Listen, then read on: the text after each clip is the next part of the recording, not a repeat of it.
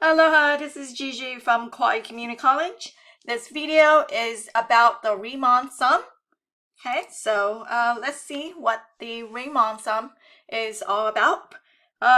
Suppose you are asked to find the area formed by the line y equals 2x plus 3 and the x-axis. Okay, so here is the line y equals 2x plus 3, and here is the x-axis right here, right? And we're looking at the area from -3 to 3. Okay, so as you can see, the area formed by the x-axis and the line has two parts, a red triangle and a green triangle. So geometrically, we can go ahead and figure out what the area is of each triangle and then add them together. Okay, so the area of a triangle is 1/2 base times height. So we do need to figure out what the base is and the height is of the each of the triangles, right? So here we need to find out where that point is. Knowing that this right here is -3, we want to know where that point is. And you know, if you really look at the graph, it really is at -1 point something. But what exactly is it, right? So how do we algebraically find that out? Well, that right there is the x-intercept, right? And the x-intercept is when y equal to 0. So we'll have 2x plus 3 equal to 0. So x is -3 over 2. And that is -1.5, right? So that is -1.5. So then the distance between -3 and -1.5 is going to be 1.5. That's the base of the red rectangle. And the height of the rectangle would be this value right here. And that value is basically the y value when x is -3. So y equals 2 multiplied by -3 plus 3, so y is -3. As you can see on the graph, that value is -3, right? But that's just how we would find it algebraically if we need to, given functions that are not so nice. So then this right here, the length, the y value is -3. However, the length is the distance, and the distance cannot be negative, so that is 3. We would call that distance as being 3. Okay, and similarly, we would say that this is 4.5 distance, because from 3 to -1.5, 3 minus a negative is a positive, so that's 1.5 plus 3. And then the y value up here is 9, so this height is 9, and so we will have the area of these right triangles being 1/2 base times height, which would give us an area of 2.5 plus 20.25, and 2.5 plus 20.25 giving you an area of 22.5 square units. Okay, now this part right here that I had just mentioned is very important. The y value is negative. However, if we were just talking about the area of a triangle, the distance, which is the height, is 3, a positive value, right? So really it depends on what we are looking for. Are we looking for the area formed by the shape, by the graph and the x-axis, or are we looking for, the new word here would be the net area. Net area is as you can see, one is below and one is above, so net area would be the difference between the two. Okay, so but keep that in mind. We'll deal with that in the later video. Okay, so triangles are nice, right? Because we know how to find the area. What if we have this shape here? That is not a triangle. It is not a rectangle. It actually is a curve. The function is f of x is equal to x squared. As we know, it's a parabola, it's a curve. So how do we even think about looking at the area of this shape? Well, we can try to estimate. Okay, so what we will do in this first example is we are going to do what to calculate what we call the Left-Reimann sum. And so the idea of a Riemann sum is given an interval, in this case from 1 to 2, we are going to subdivide this into sub intervals. And so let's just go ahead and let n be 4, meaning we are going to subdivide that into 4 intervals. So if so then the distance that in between, meaning the distance in between here, is going to be, if we were to divide that into 4 partitions, then each one of those, and I would call that delta x, each one of those is going to be the distance between 1 and 2, which would be 2 minus 1, divided by how many partitions I am having, which is 4. So this is 1/4. So then the base here, okay, so what we're going to do is we're going to partition that up into like so. And so we will have 4 different slices here, 4 different strips. And in this problem, we are saying we're going to use the left-hand sum.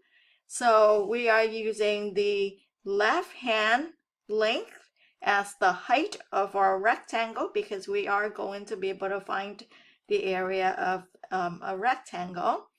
And so here, from the left over, we would say we'll find the area of that rectangle, and then we'll find the area of this rectangle here, and then we'll find the area of this rectangle here. And then we're going to add the 4 areas all together. So the base of each one of these rectangles, they all have the same base because we divided them up equally into 4 partitions. So the base would be 1/4, and the height, since we're starting from the left, the first height would be f of 1, right? And then the second height from the left over, because we're doing the left-hand sum, right? So then the second height would be f of 1 1/4, and then the third would be f of 1 1/2, and then the fourth would be f of 1 3/4. Okay, now as we can see, the left-hand sum is an underestimate because there are space there that we are not counting. Okay, so let's go ahead and go calculate that left-hand sum.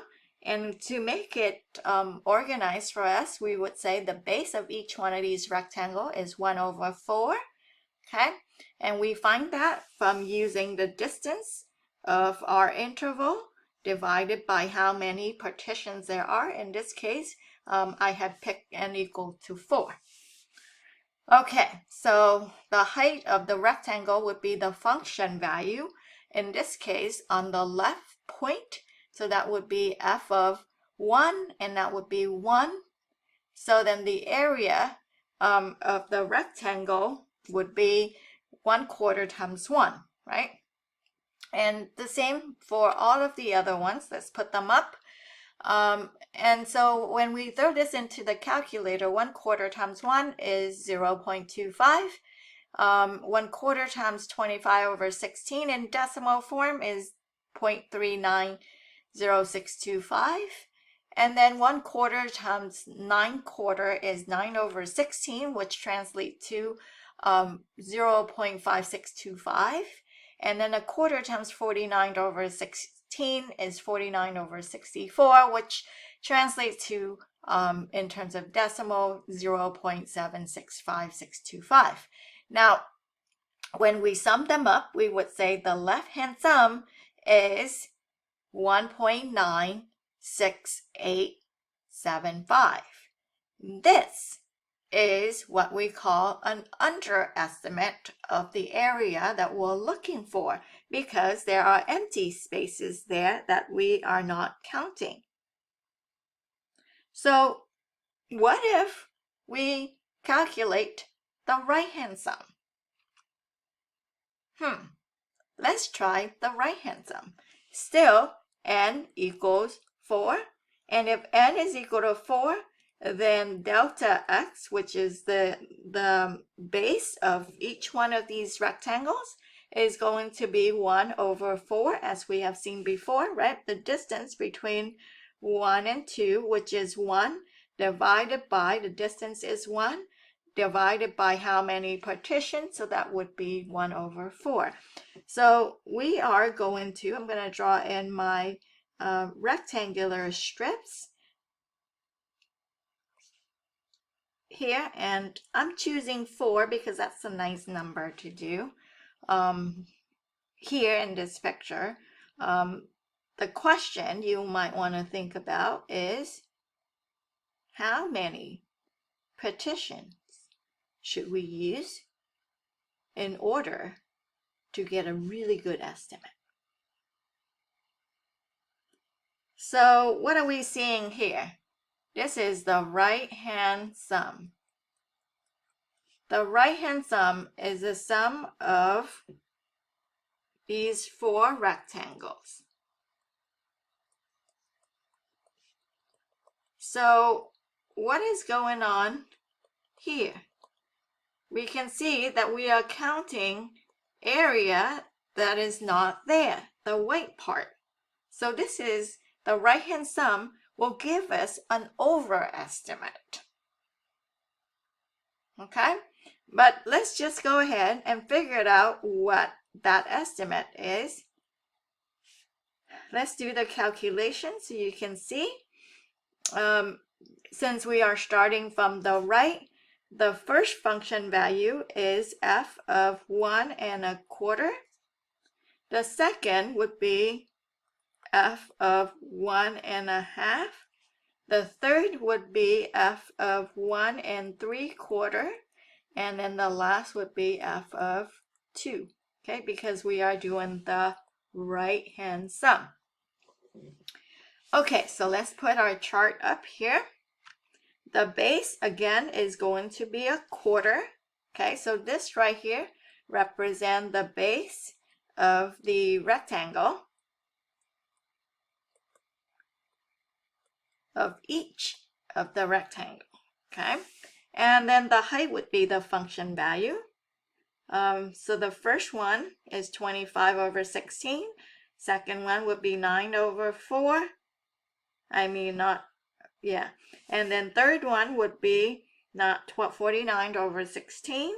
And then the fourth one would be 4, because 2 squares is 4. And then the area would be base times height. And then we would go ahead and use a decimal approximation there so that we can go ahead and add them up neatly. So we will have the right-hand sum being 2.71875. So this is an overestimate. Okay, remember that the left-hand sum earlier was approximately 1.9,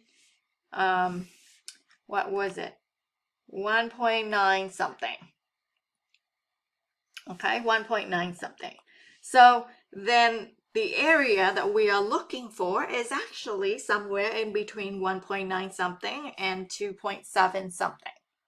Okay, now what actually would give us a better estimate than the left and the right here, given this curve? The way this curve looks, I think the trapezoid would give us a better approximation. Now, let me draw in what I mean by that. Still, we are going to use n equals 4.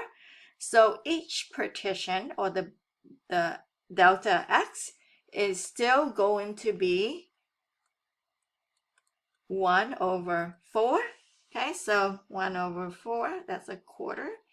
So I'm going to draw in my partitions here. And what shape am I going to use? I am going to use a trapezoid.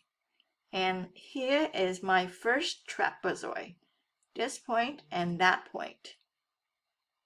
So my first trapezoid, and as you can see, because of the way the curve looks, this is a very good approximation of the area that we're looking at, right? So the trapezoid, the area of a trapezoid is, okay, base 1 plus base 2 divided by 2 multiplied by the height, where this right here is going to be my base 1, this right here is going to be my base 2, and this right here is my height. Okay, so base 1 for the first trapezoid would be the length of F1. Base 2 is going to be the length of F of 1 1/4, and so on, right? So here I'm going to go ahead and put up the chart. Again, the height of each one of these trapezoid would be 1/4. And base 1 for the first trapezoid is 1.